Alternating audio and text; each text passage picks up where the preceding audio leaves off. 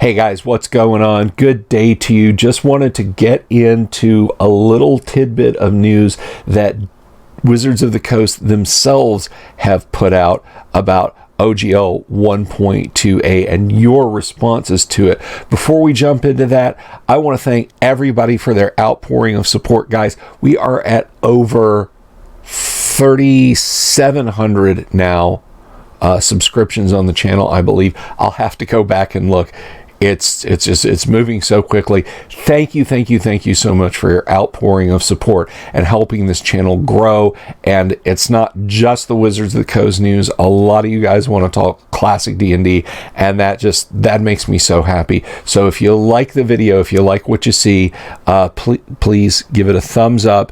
And if you haven't already, click the subscribe button, click the bell icon for notifications, and that really does help. So that said, let's get into what Wizards of the Coast has said. Now, this is from the D&D Beyond Twitter, which has kind of become their sounding board, their megaphone for talking about this in public with the gaming community at large. So let's take a look. It starts off here. We want to thank the community for continuing to share their OGL 1.2 feedback with us. Already more than 10,000 of you have responded to the survey, which will close on February 3rd. Take the survey here, and then they've got a link. I'll put that, and I'll put the Twitter link in the video description below. But it ain't all sunshine and roses, we see immediately. So far, survey responses have made it clear that this draft of OGL 1.2 hasn't hit the mark for our community. Please continue to share your thoughts. They're feeling the pressure, guys, okay? And I'm sure it's not just the survey. They're feeling it on social media, which we'll see in a minute. And I know a lot of you felt like what was being said in those outrageous comments regarding the virtual tabletop stuff will be interested in what's being said next here. Thanks to direct feedback from you and our virtual tabletop partners, it's also clear the draft VTT policy missed the mark. Animations were clearly the wrong focus. We'll do better next round. You think animations were the wrong focus? We will continue to keep an article updated with any new details posted here or elsewhere on the OGL. You can read it here, and then there's a link. I'm going to do a piece on that as well. Look for that later today.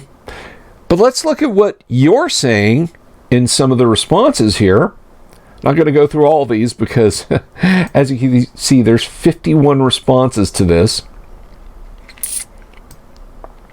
Is that being ratioed? Is that what being ratioed means? All right. Stop trying to claim common use public domain concepts as uniquely D&D. Norse deities aren't yours. Classic races aren't unique to D&D. Classic classes aren't unique to D&D. Release the SRD itself into the Creative Commons and turn your OGL into a system trademark license.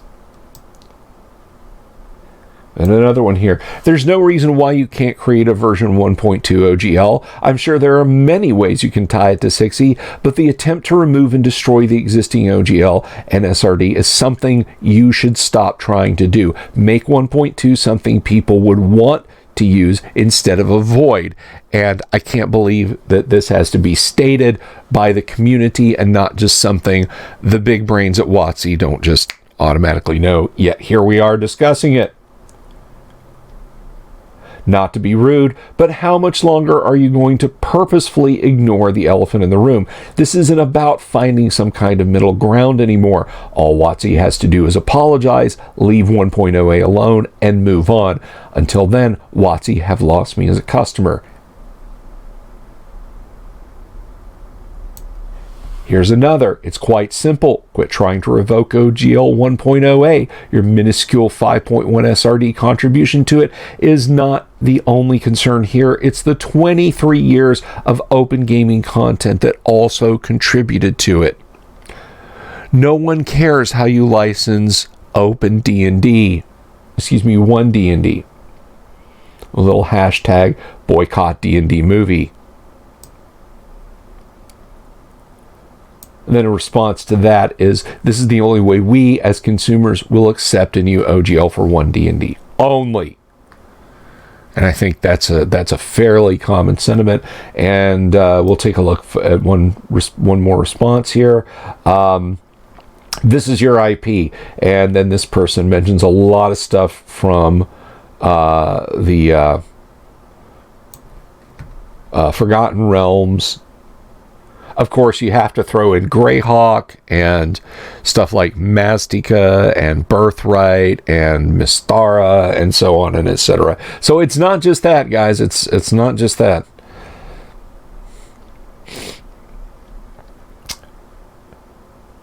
Oh, and one final one here from, who's this, Michael Depew. Why has OGL 1.2 missed the mark? What are people saying is wrong? I want to hear you say it. Well, it'd be interesting if they did, wouldn't it? So anyway, guys, that's what they released last night. So I will link to that Twitter. I will link to their survey. You can take it at your own discretion if you think your voices are going to be heard. Clearly, they know we're not happy with it regardless.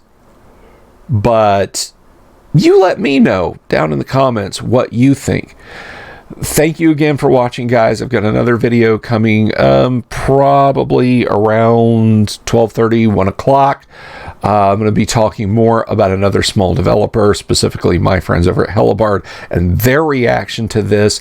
And then a little later today, before our live stream tonight, we're gonna take a look at the OGL 1.2 update, if there's anything interesting in it. Now tonight, you want to be here for the live stream because I will be interviewing Heidi Gygax.